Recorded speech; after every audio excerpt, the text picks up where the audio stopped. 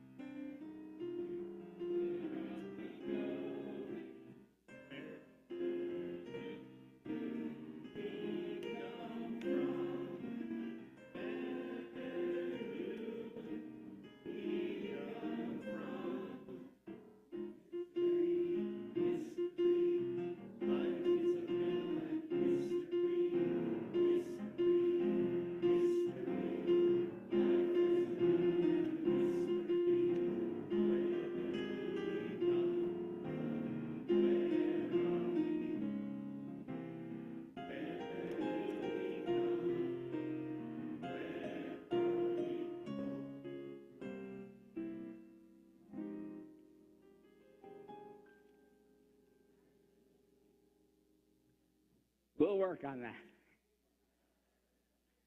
Good morning, everybody. I'm Reverend J. Wolin, the settled minister here at the Unitarian Universalist Church of Sarasota. It is wonderful to be with you here this beautiful Sunday morning. And I thank you. After last week's place here, a few of you are sitting in the front rows, so thank you. We especially want to welcome our visitors here with us this week, both on campus and live stream as well. We invite all visitors to participate in any of the events at the church. We welcome visitors to find out about Unitarian Universalism. You can register online on our virtual guest book or right outside the sanctuary. Our welcome team has a book you can sign, and if you do sign up, you'll get our weekly email newsletter and maybe one or two other announcements, not too many.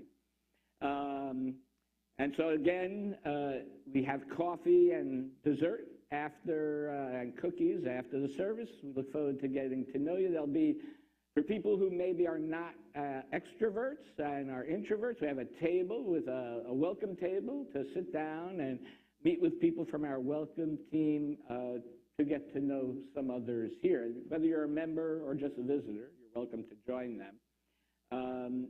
And as well, I believe there will be an eighth principal table as well out in the courtyard after the service. One other announcement today, which is our Share the Plate. We are very happy to invite up the Executive Director and founder of Sacred Heart Homes, Megan Howell.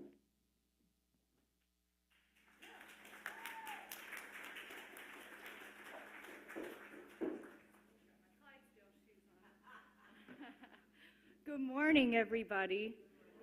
Yeah, thank you. I've been told I only have like 3 minutes, So for anybody who knows me, that is a rough spot to be in. I need like 45. So lend me your ear for just a moment. I'm the executive director and founder of Second Heart Homes, where our mission is to revive the dignity of the homeless and mental health population through housing, support, and love. And it's so important, and I love that yeah, that's good. We can do that. We share a lot of the same principles and values. As I was looking upon yours, I saw so much in what we do. I'll back up.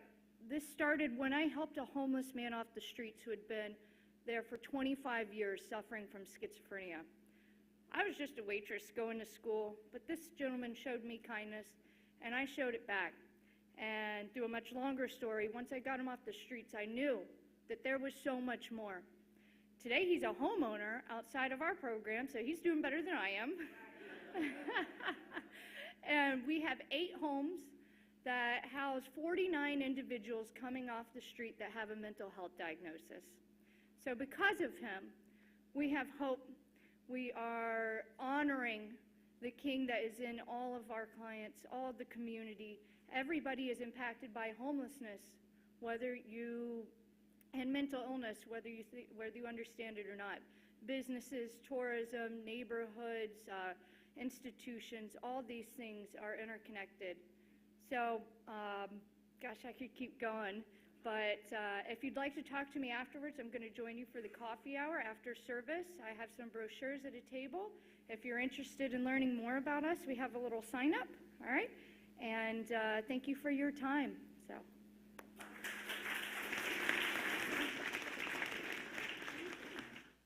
I am tough with the time limit thing, honestly. So thank you.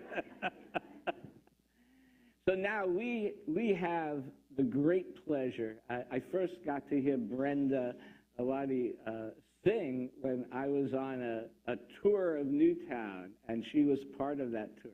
And she sang. I'm so happy that she's able to be with us today. So I invite her up. Brenda will be singing our opening song.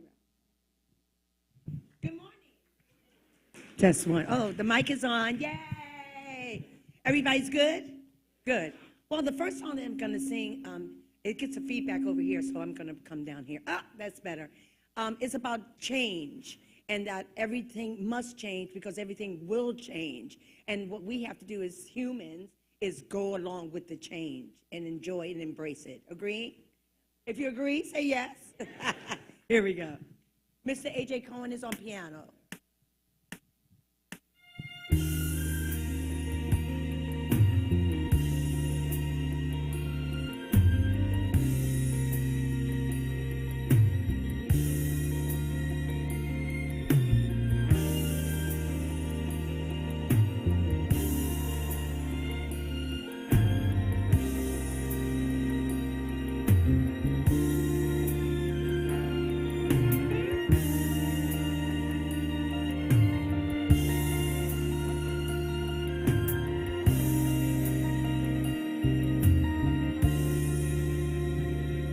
Everything must change. Nothing stays the same. Everything must change. Nothing and no one goes unchanged. The young becomes the old.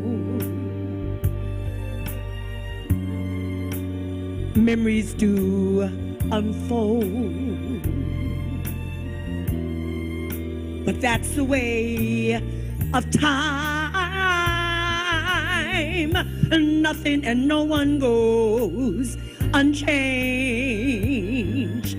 There's not many things in life we can be sure of,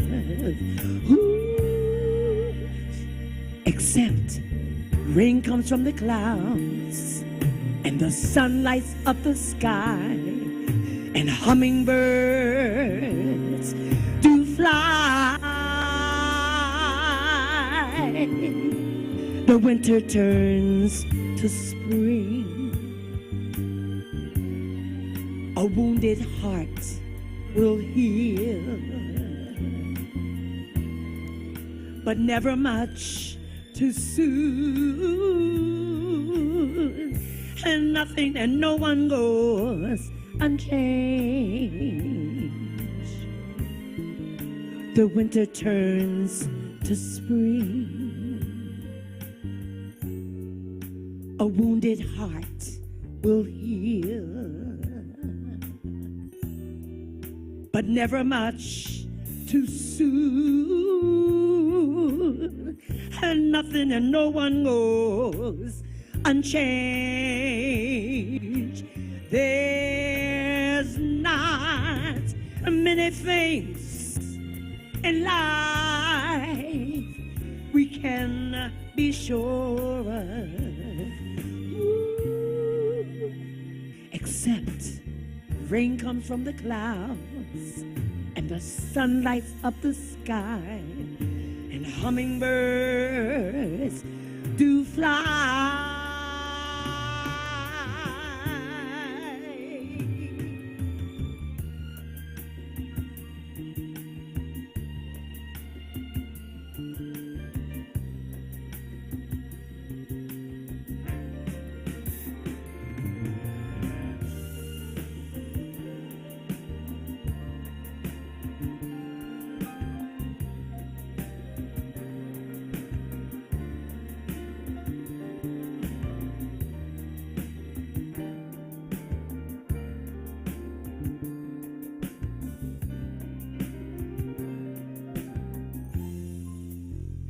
Everything must change.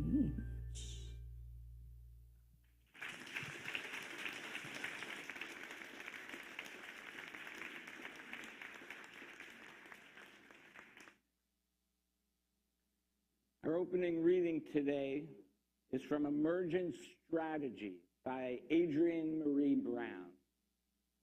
The vision of an organization is the furthest it can see.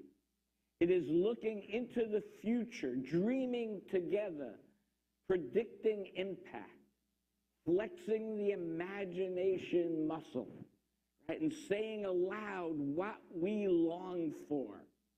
I cannot overstate this.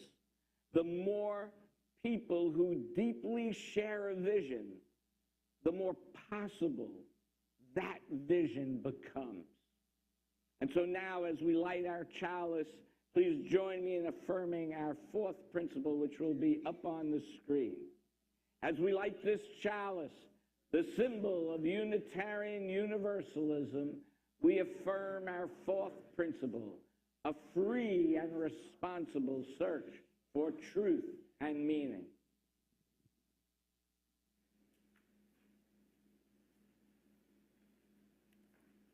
Good morning, everyone. Today's story is Going Places by Peter and Paul Reynolds. Raphael had been waiting all year long for the Going Places contest, a chance to build a go-kart and race it and win. When their teacher announced who would like the first kit, Raphael's hands shot up. Well, the rest of the class watched enviously as Raphael walked back to his seat with the kit. Mrs. Chandra assured them, "Don't worry, you'll be getting one." And they are all exactly alike. The kit came with a set of very precise instructions that made Raphael happy because he was very good at following directions. Raphael hammered and glued and nailed and assembled his kit, and his go-kart looked just like the one in the directions. He was feeling quite proud. Raphael wondered how his classmate Maya was doing. She lived right next door. So he peered over the fence. Hey, Maya, you haven't even started?" Maya didn't respond. She was so intent on watching the bird in front of her and quickly sketching it that she didn't even notice Raphael. Then she just put down her pencil and stared at the bird dreamily.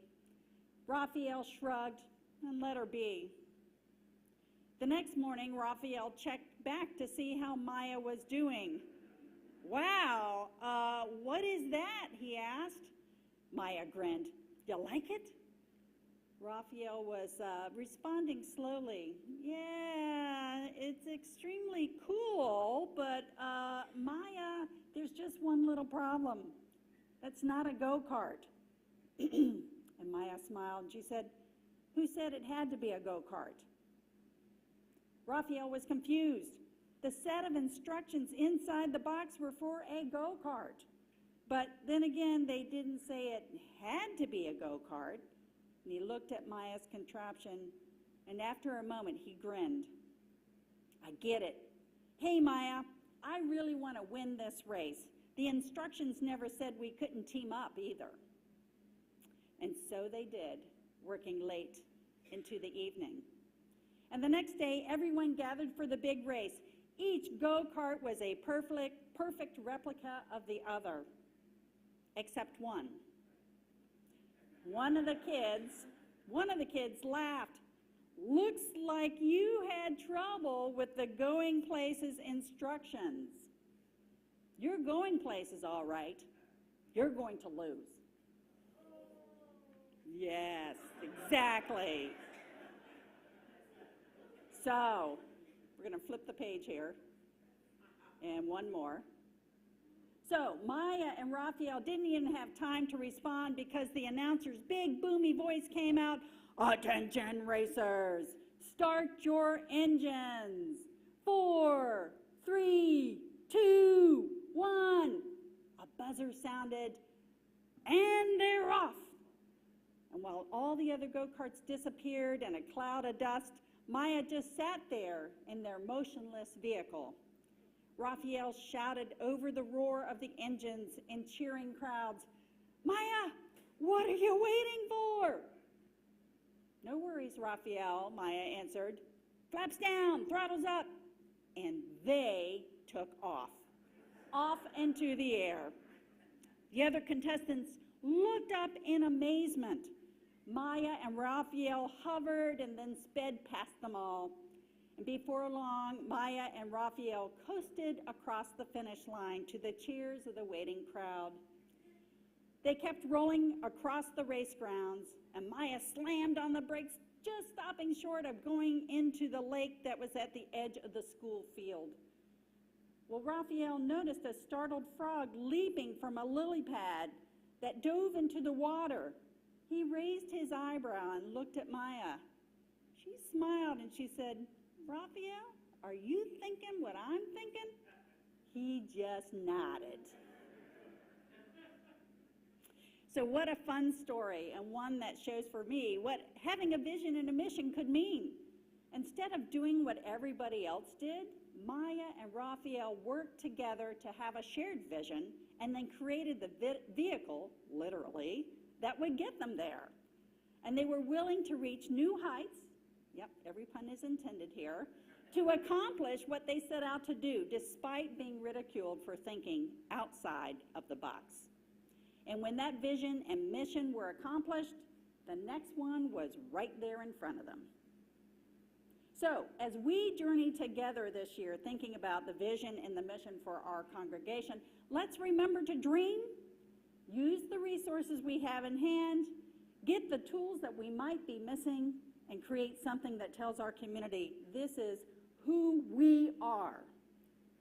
So in today's religious education class, our children will learn about who we are as UUs, which includes being open-minded, having loving hearts, and helping hands. And you can be part of this learning too by joining us in the courtyard after the service to help us create a Helping Hands banner for our wall. We need big hands and little hands and all kinds of hands, so don't be afraid to get your hands dirty. We can always wash them off.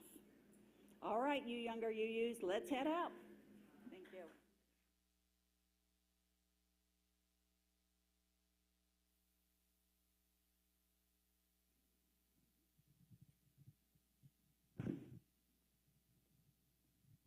I'm back.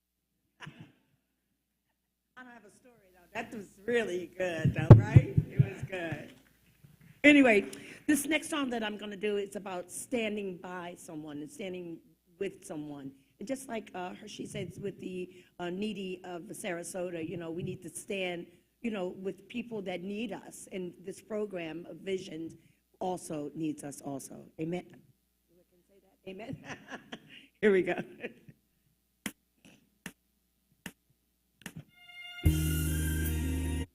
Wrong song. I think we did that already. Okay. Now, you clap here, don't you? Can we put our hands here? Good. Oh, yeah. There we go. Oh, I like it already. Good. When the night has come, yes, and the land is dark, and the moon is the only light we'll see. If you know it, you can sing along. It's all right, okay? I won't cry. Let me hear you. I won't cry. No, I won't be afraid. Just as long. What happened to y'all back here? As you stand, come on, your hands by me. Come on. And darling, darling, stand by me. Oh, stand by me. Oh, darling, stand by me. Stand by me. When the night that is above should crumble and fall, or the mountains should crumble to the sea, I won't cry. I won't cry. No, I won't shed a tear. Just as long. That's it. And darling, darling, let me hear you. Oh, oh, darling, stand by me, stand by me. Whenever you're in trouble, you. Oh. Oh, darling, stand by me, stand by me. Whenever you're in trouble, you. I don't hear you. Oh, stand by me. Oh, darling, come on. Stand by me, stand by me. Whenever you're in trouble, you. Stand by me. Don't take my job, okay? Stand by me. You either. Oh, darling, Stand by me. I'm done with you. And darling, darling, stand here by me. Stand by me. Oh, darling. Stand by me. Stand by me. You can leave now. When the night. Oh, it's over. Thank you.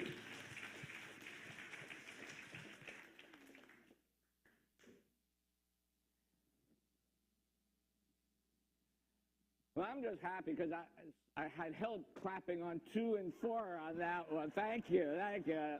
I'm definitely a 1 and 3 clapper, so I need that help. So, okay, let's see. Come on, computer. Okay. Yes, I know we're not connected to the internet. Okay. So our centering in words today, I invite you to just take a few deep breaths with me.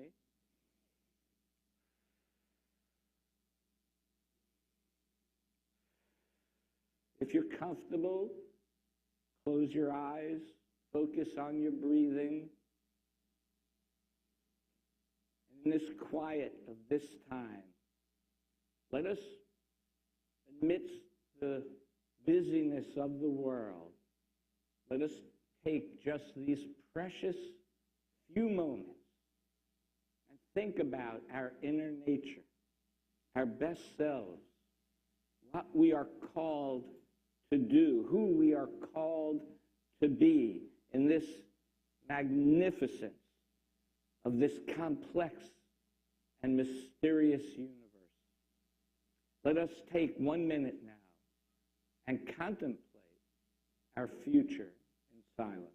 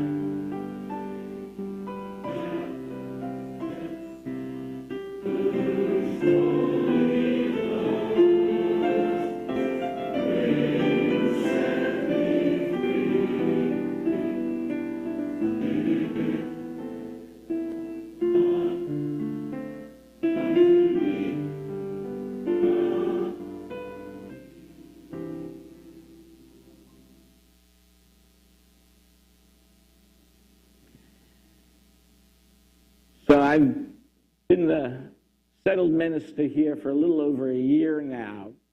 When I first investigated applying to this church, I searched all over the website to find its mission and vision. Now, most churches have it posted where it's very easy to find, but it took me a while. I finally found the mission in the bylaws of the church. I also found out we do not have a formal vision statement. So I came to learn that we voted down a new mission statement in 2018 and continued to work on another one, and then COVID hit, and so it never really got finalized. So a mission is a statement of our values and identity of the church, right? It should be something that says who we say we are and what we do. A vision statement is sort of a picture of where we might be in the future if we fulfill that mission. Now, some of you might think, well, we've been doing just fine without that, right? Why do we need to change it? And we have been doing just fine. I do want to say that. But whether we realize it or not, a lot has changed, right? Forgetting the loss of members due to COVID, we as individuals ourselves have changed over time, right? We've also added many new members, even since I just started a year ago. Even today, I see we have a number of visitors. And each week, we continually have new visitors to this community. And with each new person, we change as a community. And of course, the world within which we live, the world around us, has changed dramatically over the years, right? So we need to understand the needs of our community, those who are here and those who have yet to find us. The title of today's service, The Vision Thing, comes from former Vice President George H. Bush when he was running for president. a friend suggested he spend some extended time reflecting on his overall strategic outlook instead of tactics. And his response was, oh, the vision thing. Well, that is what we hope to do this year, reflect on our overall outlook of who we are and what we hope to do. And I do think it's important to have a vision. The book of Proverbs in the Hebrew Scriptures, chapter 29 states, without a vision, the people cast off restraint. Now, sometimes casting off restraints might sound like a good idea, right? It could be people casting off the restraints of bondage, right? As well, casting off restraints can take us away from our focus, though, and can lead to chaos. Now, sometimes out of chaos comes creation. It's true, but in my experience, often chaos leads to destruction. So a vision for our church should be a generative guide that provides us focus on our journey of exploration and growth. Now, I've had a personal experience with literal unfocused vision. Until I was 4 years old, I had what I considered to be a very, very unique talent. I could have my eyeballs go in all different directions and even go up into my head so I only showed the whites of my eyes. That is a true statement. And I was completely unrestrained in using that talent to freak people out. But after one too many demonstrations of this at the dining room table and kindergarten looming, my parents thought maybe I should see an eye doctor. And so it was at the age of 4 years old that I had an operation to strengthen the muscles in my eyes. And I remember as clearly as I am standing here today, I remember the moment that I woke up from that operation. Everything was dark. I remained silent, somewhat disoriented, as I pondered whether I had lost my sight completely. I woke up, I couldn't see anything. I didn't realize there were patches over my eyes.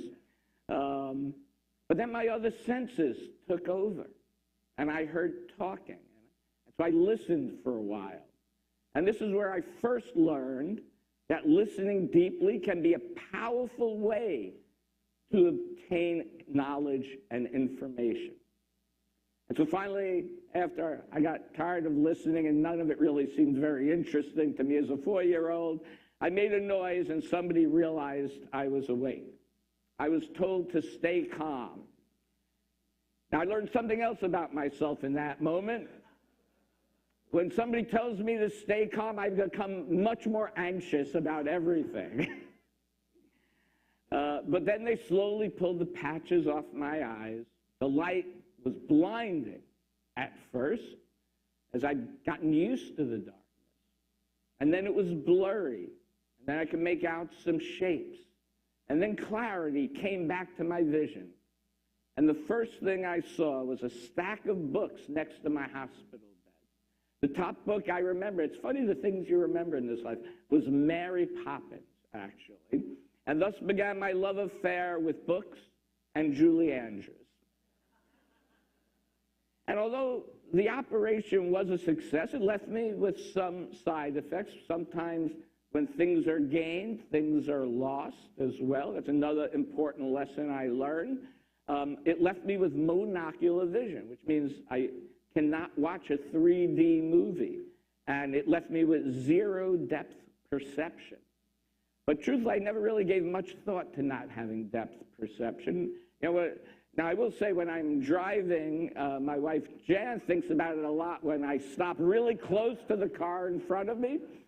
But somehow my brain just adapted to the change. And after that experience, I learned to appreciate my vision in the literal sense.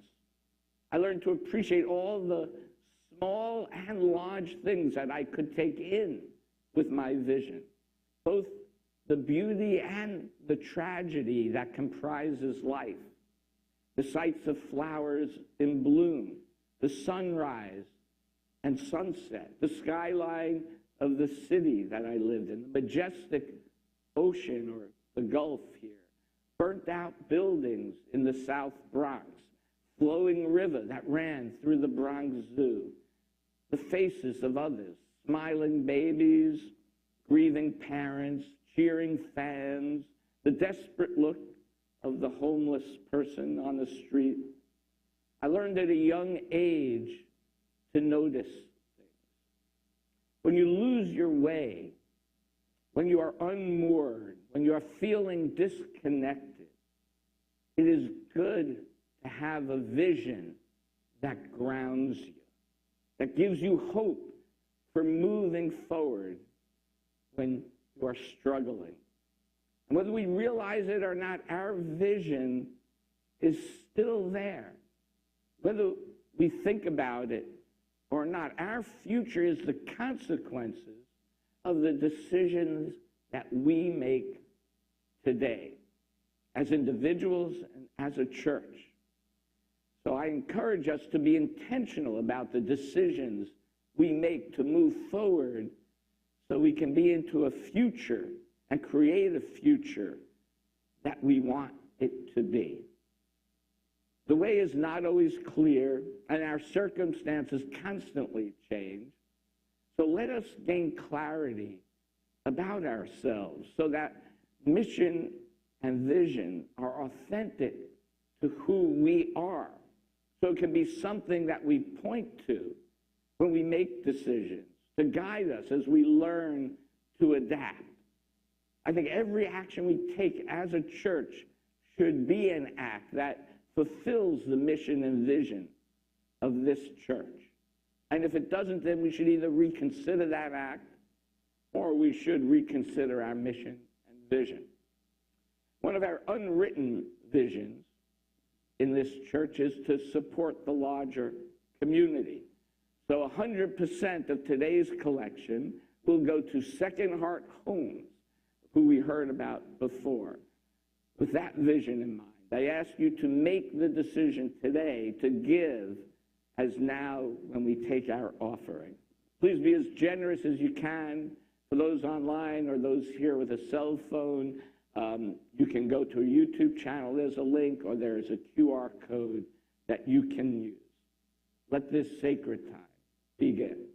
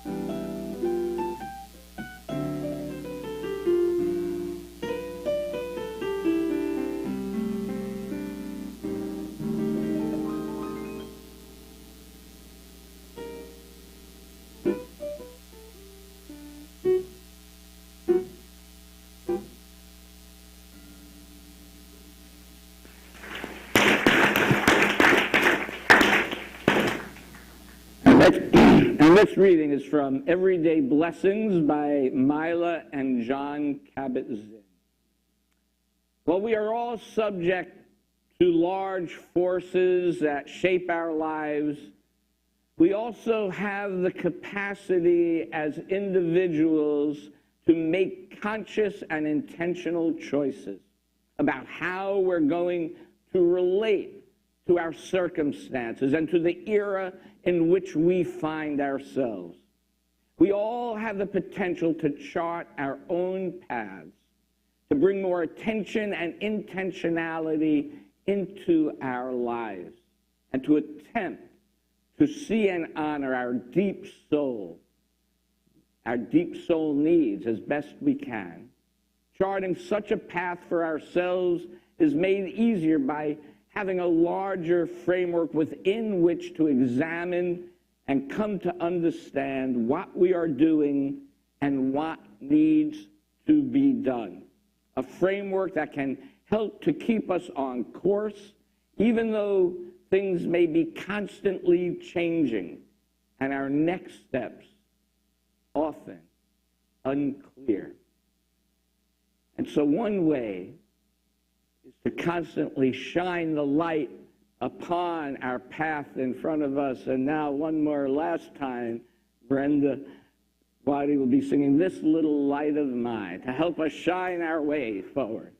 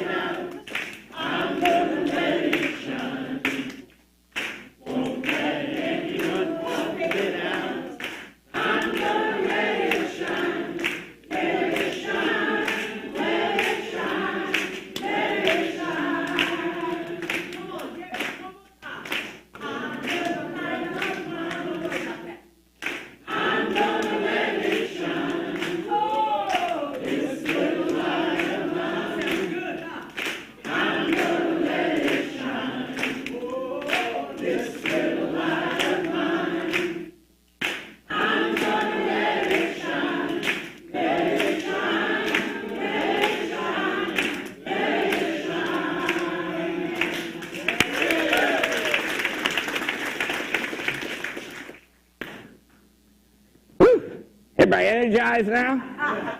Yeah. Just wait till our closing song. One of our board goals this year was to create a task force to come up with a process to review and potentially recreate our mission and create a vision. The task force knows it is important to hear from the members of the church on this important issue that affects everyone. But we want to hear from you. Now, the November and December monthly congregational conversations will focus on these issues. We will be sending out surveys. We will have leadership circle discussions. We encourage you to talk about this in your small groups, your committee and team meetings. We want to hear from you. And what we want to know is, what are your values? What are your spiritual and religious needs? What words or phrases resonate with you that describe what we do here? What is the unique about our religion? And why does this congregation exist? What is our purpose for being? And lastly, and most importantly, how are we to be as a congregation together and in the larger community, as part of the larger community? I encourage us to be open with our thoughts, but also to listen, to really listen with all your hearts to other congregants. Having healthy communication, sharing, and listening is critical to the success of any endeavor that we pursue. There's an old story about communication between a Canadian and a United States authorities that I think makes this point really clear.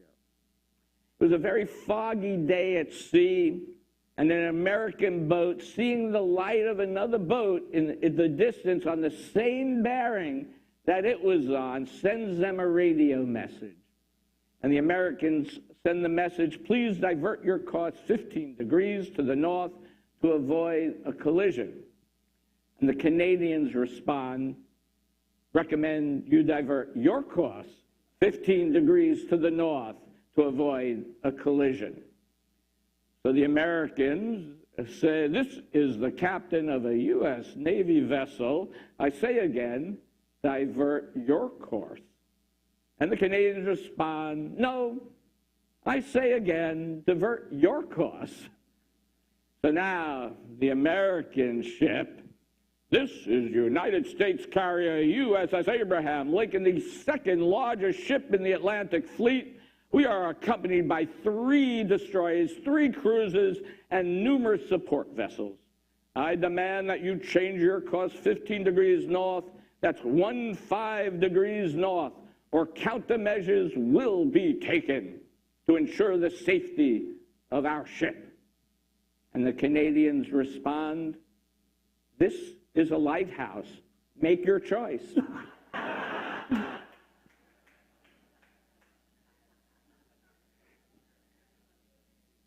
So I do think this story has a number of really important messages for us in our communication techniques. First, it is a message of how we communicate. Let us be upfront about who and what we are and what we believe. Like, let's be honest, the Canadians could have said up front they were a lighthouse, and they would have avoided a lot of angst amongst the ships there.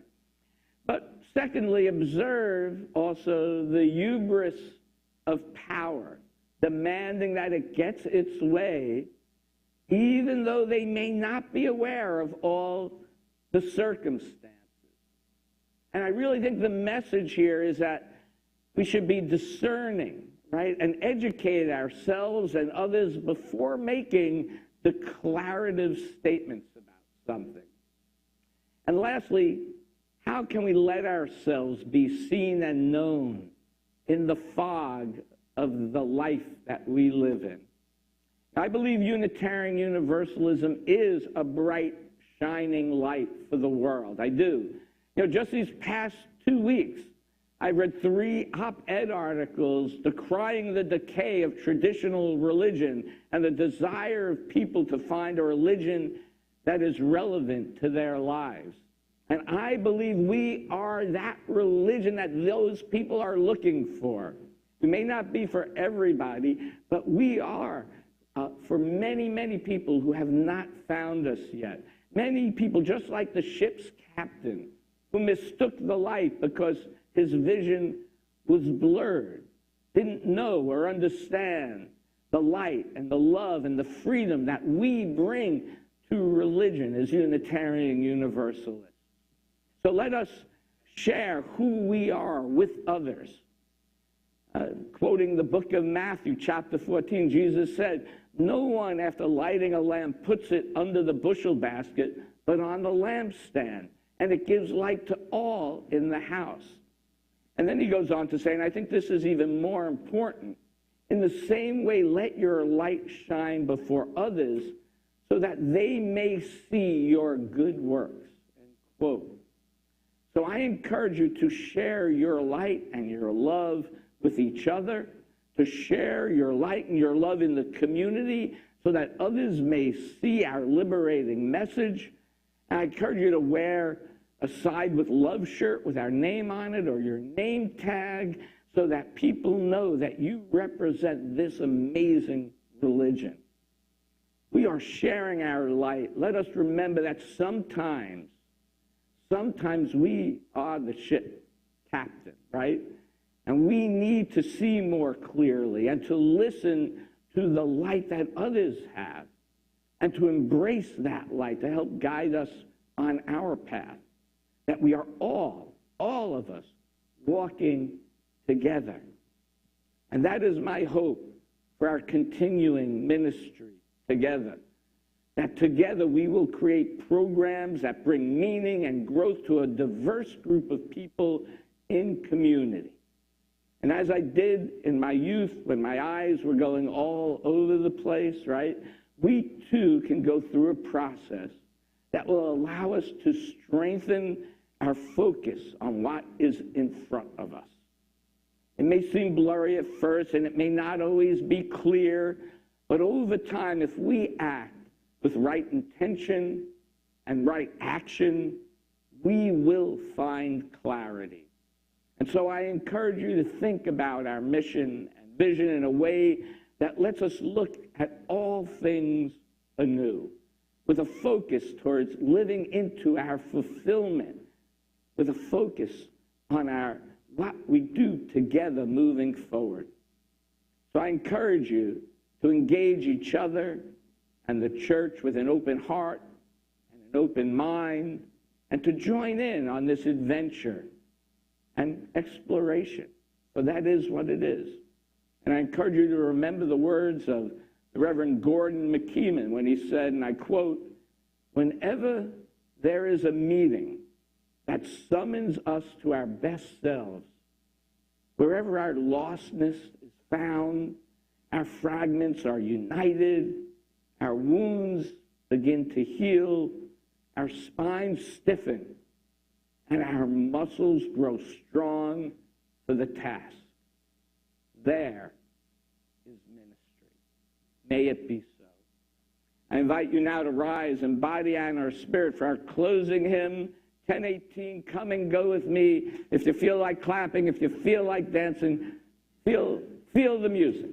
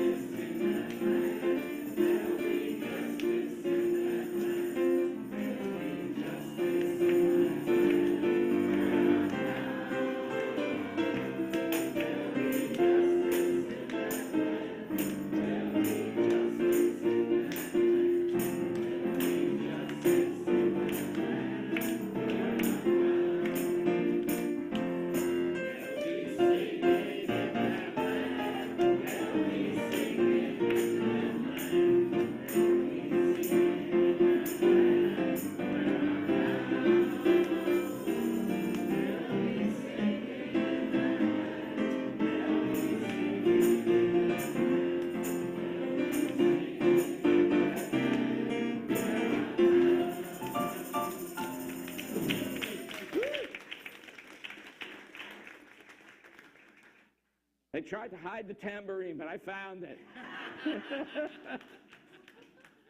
Our closing words are from Calvin and Hobbes, the very last comic strip of Calvin and Hobbes. I have an original of this. I ripped it out of the newspaper, and I have a print of it, which is up in my office. And it starts there.